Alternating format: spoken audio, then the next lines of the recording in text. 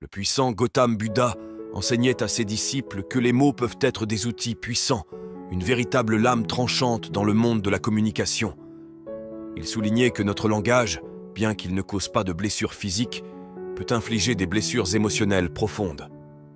Les paroles, affirmait-il, sont à la fois une source de force et une potentielle faiblesse.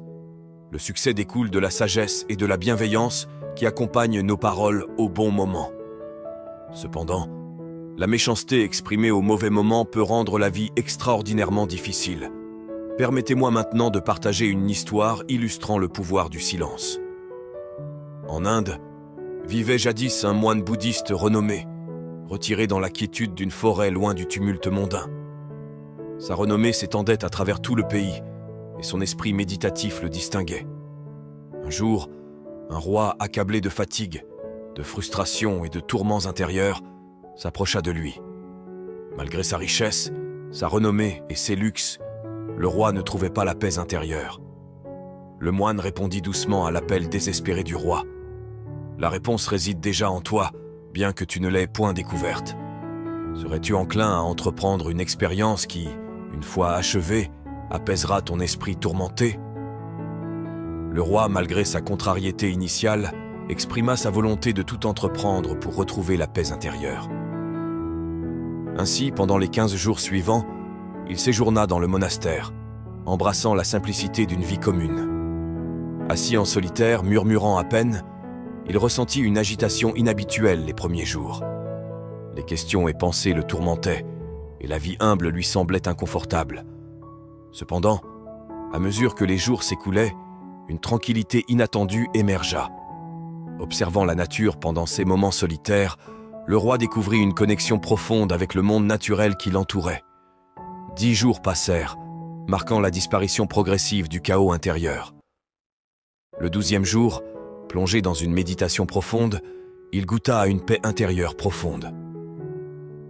Approchant le moine après 6 jours de silence méditatif, le roi révéla la découverte de la source de son tourment. Il admit avoir gaspillé son énergie dans des paroles excessives et des pensées négatives, entravant son efficacité et engendrant des échecs continus. Transformé par 15 journées, sa vie prit une nouvelle signification, et la méditation devint une force naturelle. Le moine souligna que le défi n'était pas unique au roi. Beaucoup trop parlent de façon excessive, semant des tourments dans leur propre vie et celle des autres. Il partagea alors la sagesse du silence avec le roi, soulignant son pouvoir transformateur. Il partagea une anecdote édifiante sur un étudiant qui, intrigué, interrogea Gama Bouddha sur la raison de son silence. Bouddha répondit sagement « Je choisis le silence pour plonger profondément en moi-même. » Le silence, première étape de la véritable connaissance de soi, est essentielle. Sans lui, la découverte de soi demeure impossible. Il souligna le précepte de ne parler que lorsque nécessaire, soulignant que bon nombre de nos paroles sont souvent nocives. Il exprima l'idée qu'une réduction significative du bavardage aurait pu atténuer de nombreux problèmes. Le silence, enseigna-t-il, est une clé vers moins de conflits, moins d'agitation et moins de disputes. Bouddha suggéra que si chacun maîtrisait l'art du silence, de nombreux conflits mondiaux pourraient être évités. Il insista sur la valeur du silence, soulignant qu'une personne qui en comprend la puissance peut trouver la paix même dans des environnements animés.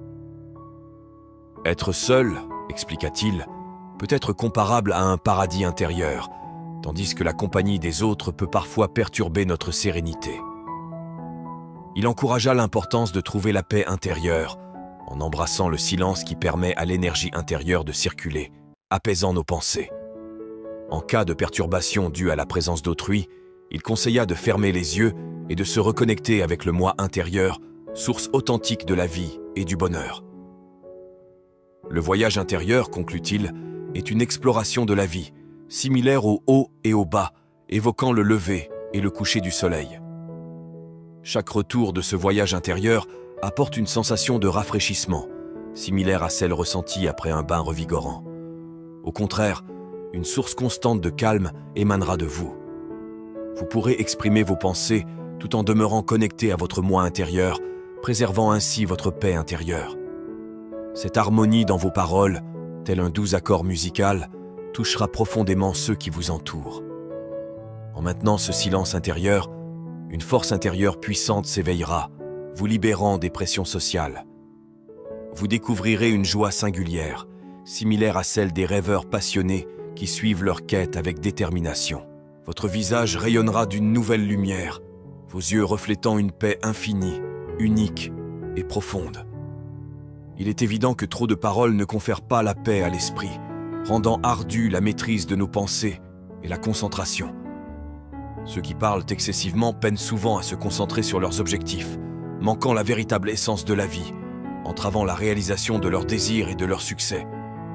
Vous aurez sans doute remarqué que ceux qui parlent moins, mais tiennent parole, gagnent le respect des autres. La personne à l'esprit troublé éprouve des difficultés à réussir, manquant d'un intérêt authentique pour son travail. La véritable intelligence réside dans le discernement du quand, où et quoi dire, une compétence qui mène au succès dans diverses situations. Les grandes personnes, en observant leurs qualités, usent de mots mesurés, contribuant à leur réussite. À l'inverse, ceux qui parlent excessivement, souvent teintés de malhonnêteté et de négativité, risquent de nuire à leurs relations et à leur réputation, repoussant même ceux qui leur sont proches. Les anciens textes culturels soulignent fréquemment que nos paroles reflètent nos croyances et nos valeurs. Le silence devient ainsi un chemin vers la patience et la prise de conscience, renforcée par la méditation. Alors, je vous recommande de consacrer au moins 36 minutes chaque jour à la solitude, une pratique capable d'insuffler des changements positifs dans votre vie. À la clôture de ce périple zen, je vous invite à rejoindre notre source de sagesse. Si cette histoire a suscité en vous inspiration, soutenez-nous en appuyant sur le bouton j'aime, partagez-la avec vos amis et laissez vos réflexions ou des histoires zen que vous souhaiteriez entendre ensuite dans les commentaires. N'oubliez pas de vous abonner et d'activer la cloche de notification pour plus de moments de motivation et de sérénité. Votre engagement enrichit notre parcours. Merci de cheminer avec nous sur cette voie de sagesse et d'illumination. Restez bénis.